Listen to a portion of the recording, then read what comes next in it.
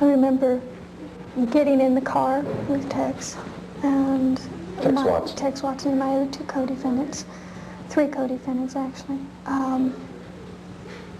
And before I ever got in the car, Tex and I had our own special little stash of cocaine. I think it was cocaine or methadone, I'm not sure which. It was speed, and we both snorted some speed and got in the car. We were very, very wired.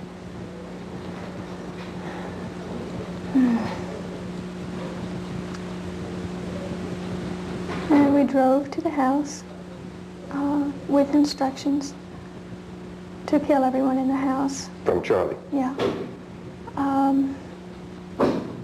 And not just that, but that we were instructed to go all the way down every house, hit every house on the street? On the street, yes. And kill all the people in those houses? Kill all the people in all those houses. And we went into the house, and I remember that as we went in, a car came up to the driveway, and I remember Tex getting out, and without saying anything, there were gunfire shot. I was in the bushes, and that's when the young boy Stephen Parent was killed. Was killed in the car outside. Right.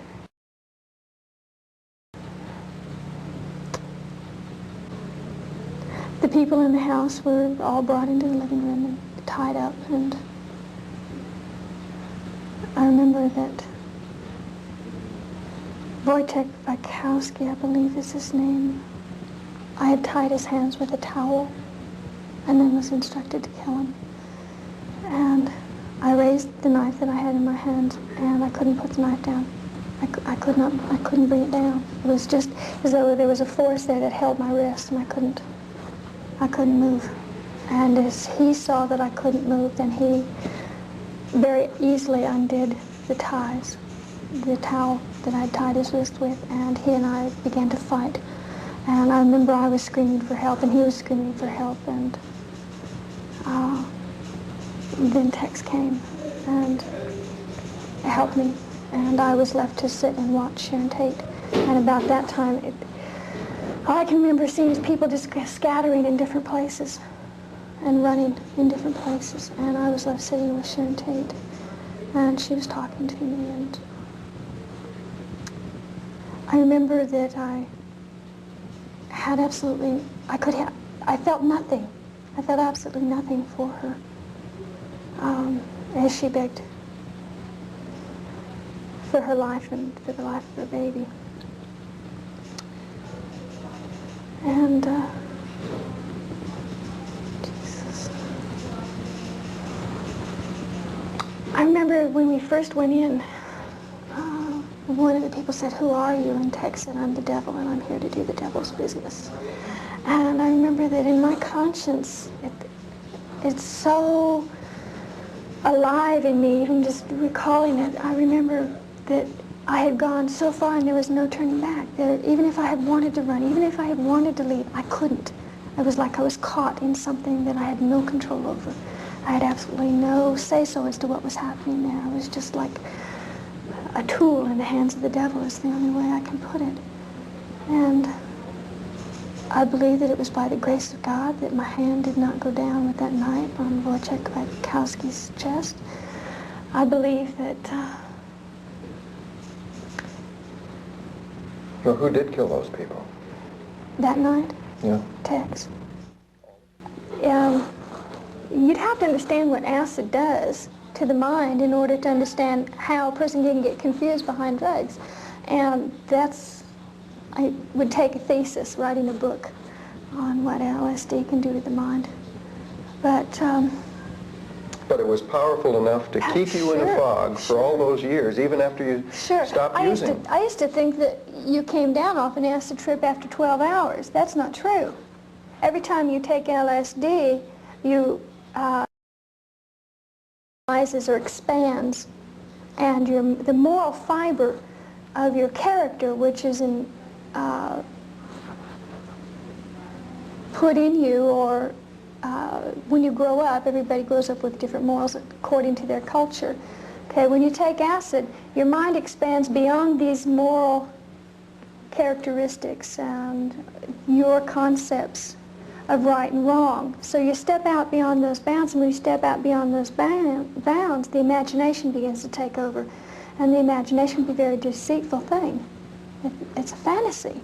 And when you take acid, you go out beyond that, you think you're coming back to where you started from. Originally, you don't. And every time you drop acid, you get a little bit further away from reality. And I took so much acid that I just was what I would term spaced. And it took me many years to what I term now re-enter. And that was just through not having any acid and having to deal with reality every day.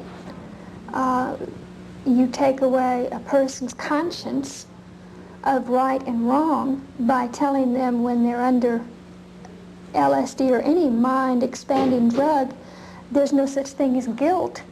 And you've already come to a place in your mind or your imagination where you don't like the feeling of guilt, so it's easy to say, yeah, there's no such thing as guilt. I'll believe there's no such thing as guilt, therefore I can do anything and not feel guilty about it. Can you understand why many people, perhaps most people outside, are going to feel that you don't deserve parole, that you should never be given parole? You're aware of that? Yes. Well, so what if you spend the rest of your life in this prison? Then I spend the rest of my life in this prison of what I saw happening in Tex, the way he moved, the viciousness and cold.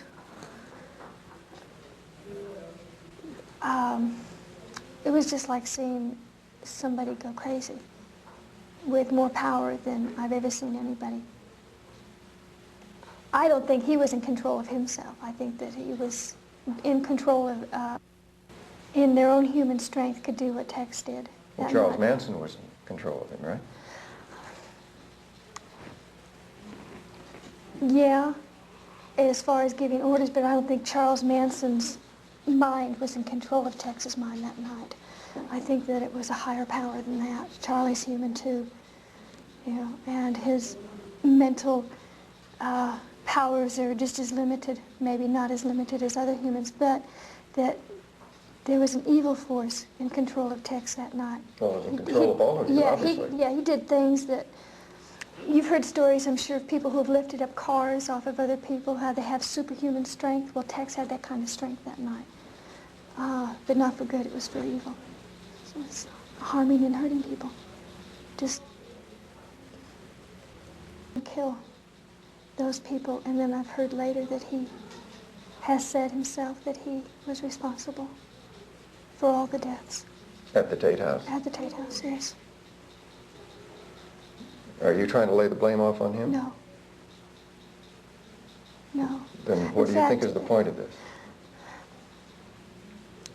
That the truth be told, that the truth be made known. I tried to take blame from Tex, and from Charlie, and from Pat, and from Leslie, by taking and saying that I had killed Sharon Tate, and that I had killed Gary Hinman. I tried to take some of the blame and put it on myself because I thought that was my part at that point, and that was a lie. And in this room were all the survivors of those victims, of yours and the others, their families and their friends. What would you say to them? Well, about me now is that I'm not the woman that I was in 1969. I'm a new creature in Christ. I've been completely spiritually, mentally, and almost physically born again, though my outside is not changed all that much. The inside of me has changed. That I love them with a love that I don't think any words that I could tell them could express, but only by living a life that may help somebody else, by preventing maybe somebody else from going down the same road, by preventing other survivors of such a terrible thing, is the only way that I could say what I would have to say to them. I just love them. I feel for them. I feel their pain. I feel their sorrows and their loss. And I didn't feel that years ago. I didn't feel anything for them. But today I still feel pain when I think about her and that she's not here, and I don't think that anything that I could say could ease that pain in any of the survivors' hearts. And only God can take care of that. Only God can give them an assurance that their loved ones are with him, and I believe that with my whole heart. I believe that those people that died that night are with God, and that they're at peace, and it's the only thing that I can tell them. And I believe that with my whole heart.